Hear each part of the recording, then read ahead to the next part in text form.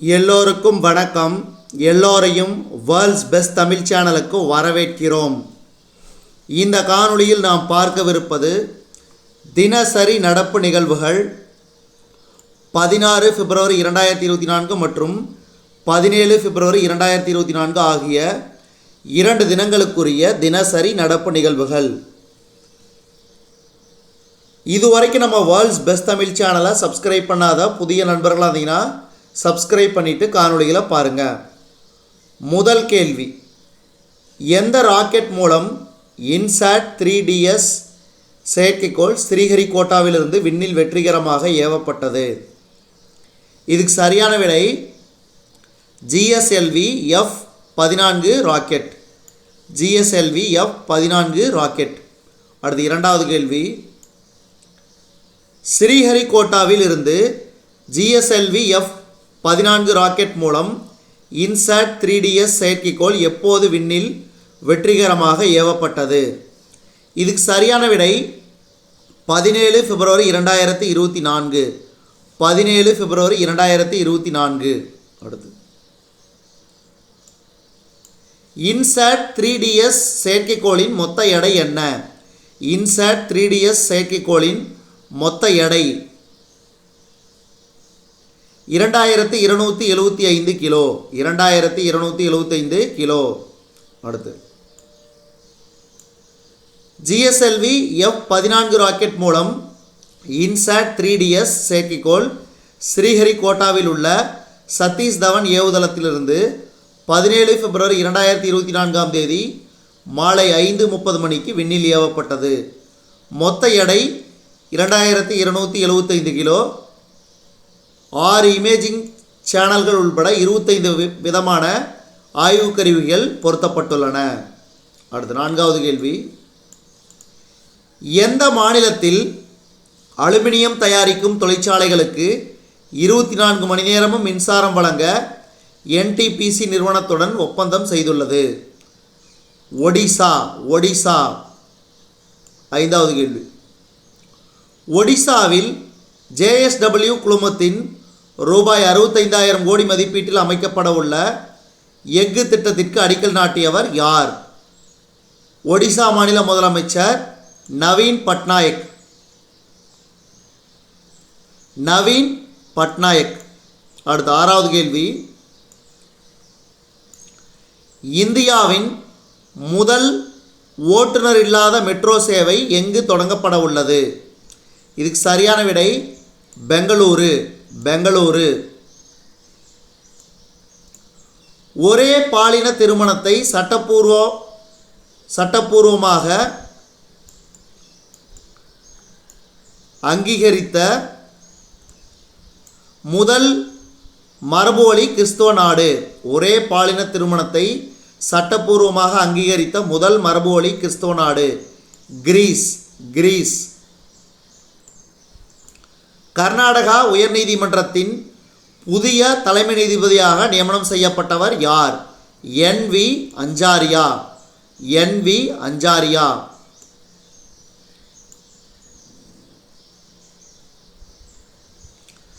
IRCTCயின் புதிய தலைவராக நியமனம் செய்யப்பட்டவர் யார்? சஞ்சய் குமார் ஜெயின். சஞ்சய் குமார் ஜெயின். அடுத்து 10வது கேள்வி, பிங்க் ஸ்குவாட் எனும் அமைப்பினை அறிமுகம் செய்துள்ள மெட்ரோ ரயில் சேவை எது? சென்னை மெட்ரோ. பிங்க் ஸ்குவாட் எனும் அமைப்பினை அறிமுகம் செய்துள்ள மெட்ரோ ரயில் சேவை சென்னை மெட்ரோ. அடுத்து, சர்வதேச டெஸ்ட் கிரிக்கெட் போட்டிகளில் 500 விக்கெட்டுகளை வீழ்த்திய 9வது வீரர் யார்?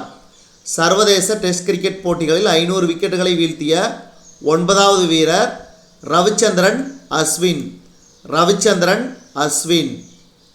அடுத்து, சர்வதேச டெஸ்ட் கிரிக்கெட் போட்டிகளில் 500 விக்கெட்டுகளை வீழ்த்திய 2வது இந்திய வீரர் ரவிச்சந்திரன் அஸ்வின். முதல் வீரராக யார் இந்தியாவில்? அனில் கும்ப்ளே. அடுத்து 13வது கேள்வி, சர்வதேச டெஸ்ட் கிரிக்கெட்டில் இந்திய மண்ணில் 200 விக்கெட்டுகள் கைப்பற்றிய 5வது இந்திய வீரர் யார்? சர்வதேச டெஸ்ட் கிரிக்கெட்டில் இந்திய மண்ணில் 200 விக்கெட்டுகள் கைப்பற்றிய 5வது இந்திய வீரர் ரவீந்திர ஜடேஜா. அடுத்து, சர்வதேச டெஸ்ட் கிரிக்கெட்டில் 3000 ரன்கள் மற்றும் 250 விக்கெட்டுகளுக்கும் அதிகமாக எடுத்த 3வது வீரர் ரவீந்திர ஜடேஜா.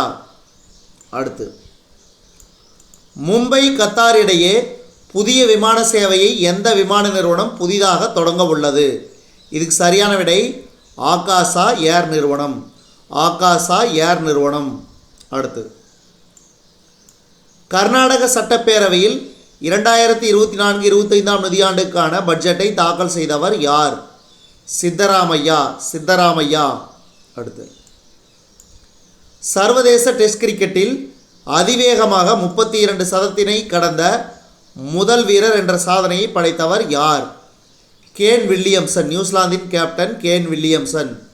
அதாவது சமீபத்தில் தொடர்ந்து 7 போட்டிகளில் 7 சதங்களை விளாசினார். அடுத்து, 18வது கேள்வி.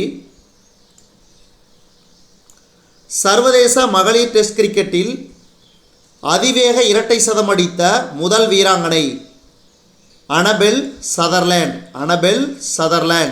அடுத்து, 2024 ஆண்டிற்கான எதிர்கால இந்தியா திறன் உச்சி மாநாடு எங்கு நடத்தப்பட்டது? அஸ்ஸாம். அடுத்து, ஒரே நாடு ஒரே தேர்தல், அதாவது ஒன் நேஷன் ஒன் எலெக்ஷனுக்கு எதிராக தீர்மானம் இயற்றியுள்ள முதல் மாநிலம் தமிழ்நாடு. அடுத்து, பின்வரும் எந்த உழவர் சந்தைக்கு நல்ல பழங்கள் மற்றும் காய்கறி சந்தை எனும் சான்றிதழ் வழங்கப்பட்டுள்ளது? பாலக்கோடு உழவர் சந்தை. அடுத்து, இந்தியாவில் ஏற்றுமதி தயார் நிலை குறியீட்டில் முதலிடம் பிடித்துள்ள மாநிலம் எது? தமிழ்நாடு. அடுத்து, பின்வரும் எந்த நகரத்திற்கு நீர் போராளி விருது வழங்கப்பட்டுள்ளது? நொய்டா. பின்வரும் எந்த நகரத்திற்கு நீர் போராளி விருது வழங்கப்பட்டுள்ளது? நொய்டா.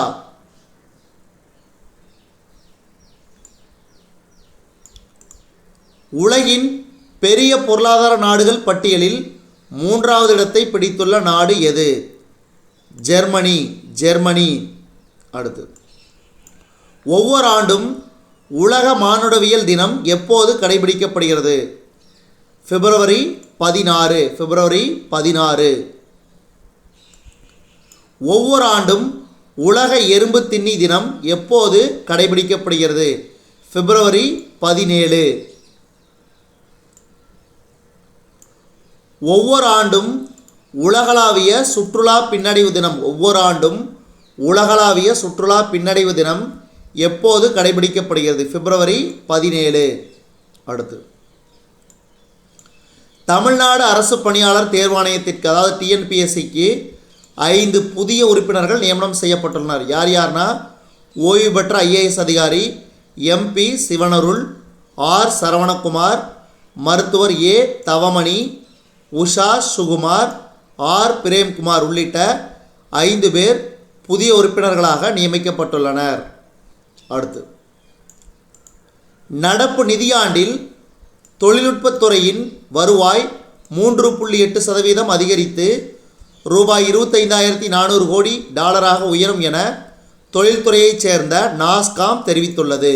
அடுத்து, தீயணைப்பு மற்றும் மீட்பு பணிகள் துறை சார்பில் ரூபாய் 15,000 கோடியே 34 லட்சம் செலவில் கட்டப்பட்டுள்ள பணியாளர்களுக்கான 13 குடியிருப்பு புதிய கட்டடங்களை 17 பிப்ரவரி 2024 காணொளி காட்சி மூலம் முதலமைச்சர் மு க ஸ்டாலின் அவர்கள் திறந்து வைத்தார்.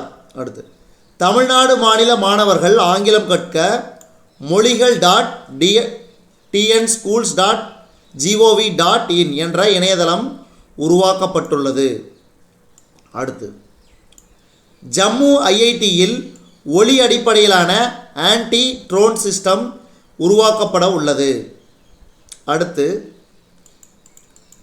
ஒடிசா மாநிலத்தில் உடல் உறுப்பு செய்பவர்களின் இறுதி சடங்கில் முழு அரசு மரியாதை அளிக்கப்படும் என்று அந்த மாநில முதல்வர் நவீன் பட்நாயக் அறிவித்துள்ளார். ஏற்கனவே நம்ம தமிழ்நாட்டில் இது நடைமுறையில் உள்ளது. உடல் உறுப்பு தானம் செய்பவர்களுக்கு அவர்களின் இறுதிச் சடங்கில் முழு அரசு மரியாதை வழங்கப்பட்டுள்ளது, அதாவது வழங்கப்பட்டு வருகிறது நம்ம தமிழ்நாடு மாநிலத்தில். அந்த வகையில் தற்போது ஒடிசா மாநிலமும் அதில் இணைந்துள்ளது. மேலும் இறுதிச் சடங்குகளுக்கு தேவையான அனைத்து ஏற்பாடுகளையும் அரசே செய்து சடலத்தின் மேல் மூவர்ண கொடி வைத்து 21 துப்பாக்கி குண்டுகள் முழங்க மரியாதை அளிக்கப்படும் என தெரிவிக்கப்பட்டுள்ளது. அதேபோல் உடல் உறுப்பு தானம் செய்தவர்களின் குடும்பத்துக்கு முதல்வரின் பொது நிவாரண நிதியிலிருந்து ரூபாய் 5 லட்சம் வழங்கப்படும் எனவும் அறிவிக்கப்பட்டுள்ளது. இதுவரைக்கும் நம்ம இந்த காணொளி வாயிலாக பார்த்தது தினசரி நடப்பு நிகழ்வுகள். 16 பிப்ரவரி 2024 மற்றும் 17 பிப்ரவரி 2024 ஆகிய 2 தினங்களுக்குரிய தினசரி நடப்பு நிகழ்வுகள். மேலும் புதிய காணொளிகளுக்கு நம்ம வேர்ல்ட்ஸ் பெஸ்ட் தமிழ் சேனலோடு இணைந்திருங்கள்.